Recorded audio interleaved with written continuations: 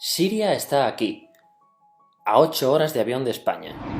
Es la mitad de grande y su población se concentra aquí. ¿Por qué? Porque toda esta zona es un enorme desierto, pero un desierto muy importante. Tiene 1/3 de las reservas de petróleo del mundo y también de gas natural, según algunos el nuevo petróleo. Para sacarlo de aquí y llevarlo a Europa, hay que rodear toda esta península y salir por el canal de Suez. Como te puedes imaginar, aquí te cobran.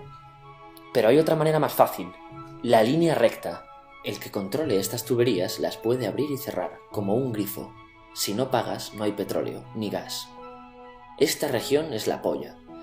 La civilización en el planeta empieza en 3 sitios y este es uno de ellos.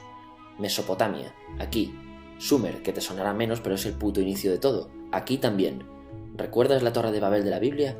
La hicieron estos tíos. Egipto, aquí. Siempre ha sido un punto de contacto entre Oriente y Occidente, dando a Asia salida al Mediterráneo. Quizá por eso aquí nacen las principales religiones monoteístas, el judaísmo, el cristianismo y el islam. El islam es el último que llega y de hecho acoge a las 2 anteriores. Adán, Noé, Moisés, Jesucristo son considerados profetas islámicos.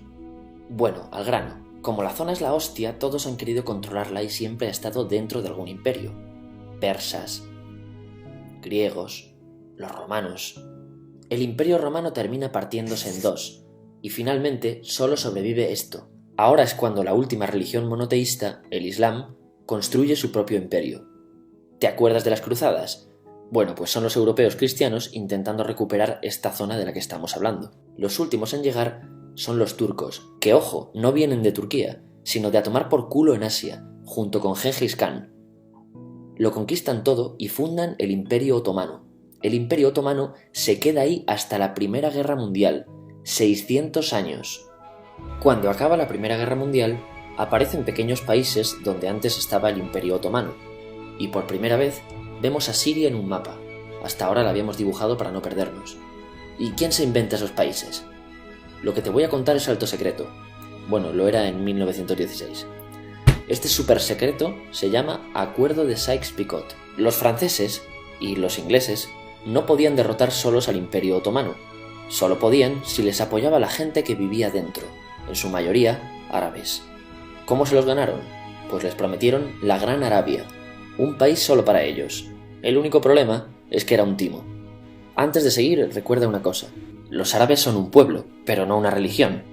O sea, un árabe puede ser musulmán, puede ser cristiano, y antes del Islam parece que hubo tribus árabes con tradiciones judías. Bueno, pues a los árabes no les dieron ese único país que les habían prometido. En su lugar, franceses y británicos crearon muchos países pequeños. Estos países, obviamente, no eran países de verdad, sino zonas bajo su control con gobernantes puestos por ellos. Durante este tiempo hacen lo que quieren con la zona. Recuerda que hay petróleo. Siria, aunque no tiene grandes reservas, tiene fácil salida al mar, y Francia, que es la que se ha quedado con Siria, se lo da a compañías extranjeras. Después de la Segunda Guerra Mundial, los europeos se van. En el caso de Siria, son echados a patadas. Pero antes de irse, crean otro estado, Israel. No es el momento de hablar de ello, pero es un estado muy polémico que sus vecinos no reconocen. La prueba es que nada más irse los británicos, todos estos estados lo atacan. La zona, a partir de ahora, va a ser una puta bomba de relojería. ¿Y mientras qué pasa en Siria? Bueno, pues no es muy estable. Tiene golpes de estado constantes. En esa época aparece en Siria una ideología que se hace con el control y se expande por el mundo árabe, el Ba'ath. Esta ideología mezcla el antiguo sueño de una sola nación árabe con ideas socialistas. Y algo muy importante, es laica, o sea que no es religiosa. Siria se llega a unir con Egipto, un país con el que no tiene frontera. Pero no es algo raro, muchos de estos países intentan hacerlo también. Como recordarás, a esta gente se le había prometido un solo país y las ganas las seguían teniendo. Pero la unión falla. En este tiempo Egipto les convence para nacionalizar el petróleo. En Siria, Al-Assad, el padre del Assad de ahora, se convierte en jefe del estado Ba'ath. En Irak, también Ba'ath, comienza a ganar fuerza Saddam Hussein. Las diferencias entre ambos países dividen a los partidos Ba'ath de otros países en pro-Siria o pro-Irak. Ahora ocurre la Guerra Fría. El mundo se divide en 2. O eres de Estados Unidos o de la Unión Soviética. Son años muy movidos en los que se pegan constantemente con Israel, invaden su vecino Líbano y comienza una oposición islamista al régimen Ba'ath de Assad, los hermanos musulmanes. Vale, volvamos atrás un momento. Recuerdas que la mayoría de árabes eran musulmanes, ¿verdad? Pues dentro de los musulmanes hay 2 ramas fundamentales, los suníes, la mayoría, y los chiíes. En el caso de Siria, a pesar de ser un estado laico, los gobernantes como Assad y jefes militares eran chiíes, los cuales representan menos del 13%. En cambio, casi el 70% de la población es suní. Un dato curioso es que los cristianos son casi el 10%. Que los chiíes controlen el gobierno y el ejército mosquea a la población suní, y este sentimiento es aprovechado por los hermanos musulmanes, islamistas radicales suníes. Estos toman las armas en la ciudad de Hama en contra del gobierno, y Assad acaba con la revuelta a costa de matar miles de civiles y encarcelar a mucha gente. En el año 2000, Assad padre muere y le sucede Assad hijo. Ante las presiones libera a muchos presos, trae internet y esperanzas de cambio. Hay un periodo de gran debate político y aparece la oposición. También vuelven los hermanos musulmanes. Los siguientes años son difíciles. Arrestan a la oposición. Y Bush incluye Siria en el eje del mal, y esto la aísla. Está mal visto negociar con Siria. Los kurdos, un pueblo que vive distribuido por varios países de la zona, empiezan a protestar también. Hay represión y muertos. En 2011, te sonará esto, ocurre la Primavera Árabe. ¿Qué es esto? Bueno, es una protesta que se va propagando por todos los países árabes pidiendo más democracia. Como ves, el mundo árabe, a pesar de estar dividido en países, tiene tendencias generales. Cuando llega a Siria, Assad hijo termina usando el ejército y en los enfrentamientos mueren unas 1000 personas. Los enfrentamientos irán escalando hasta que se conviertan en guerra civil. No hay un momento exacto de inicio. Lo importante es que hoy en día hay numerosas facciones en juego. Vamos a verlas.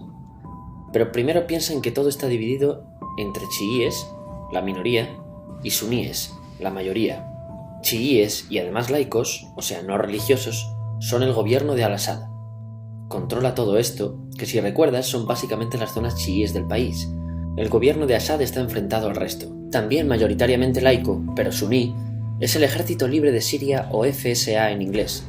Junto con el Frente Islámico, que es religioso, y otros 70 y pico grupos más, forman una coalición que la prensa llama simplemente la oposición. También suníes e islamistas, pero radicales, son Al-Nusra, llamados Al-Qaeda en Siria, porque son básicamente eso, Al-Qaeda en Siria. Otros islamistas radicales son el ISIS o Estado Islámico. Salen de Al-Qaeda en Irak, controlan la mayor parte de Siria e Irak y se han hecho famosos por sus atrocidades. Su objetivo teórico impacta a muchos. Es un Estado Islámico a lo largo de Asia, África y Levante, aunque a ti ya te suena, ¿verdad? En naranja tenemos al pueblo kurdo, que recordarás porque el presidente Al-Assad lo reprimió, al igual que gobiernos de países próximos también hacen. Ahora controlan militarmente esta zona. Antes de terminar, repasemos los apoyos internacionales a fecha de octubre de 2015. Las fuerzas de Al-Assad son apoyadas por Rusia, que ya tenía base militar en el país antes del conflicto, por Irán y por China. Todos son países de lo que Europa llama Oriente. En contra de Assad, apoyando a la llamada oposición, luchan Estados Unidos, Turquía, Francia, Gran Bretaña y Arabia Saudí. Podemos terminar con algunas conclusiones. Te advierto que esto ya es pura opinión. Si recapitulamos, vemos que la región es estratégica. Por su situación privilegiada, todos la quieren. Siria siempre ha estado bajo el paraguas de grandes imperios. Piensa que hace 100 años la actual Francia era Francia, Gran Bretaña era Gran Bretaña, pero es que hace 200 también, y hace 300 también, y hace 400 también. En cambio, Siria solo es Siria desde hace menos de 100 años, y solo se gobierna a sí misma desde hace poco más de 50. Además, jamás decidieron sus fronteras, se las impusieron. Europa divide Oriente Medio a su antojo para controlarlo, diseñando países sin tener en cuenta su población. Muchos historiadores dicen que todo pueblo tiene la necesidad de manejar su propio destino, pero estos ingredientes que hemos visto juegan en contra de proyectos como la Siria Ba'ath, que encima usa la represión para mantenerse. En última instancia, producen una guerra civil. En este contexto no es extraño que aparezcan actores que se alimenten de la desesperación, el sentimiento suní de opresión y la visión de Occidente como invasor. ISIS usa la identidad árabe y la mitología de antiguos imperios. Cuando quieras entender el presente, pregúntate: ¿y el pasado?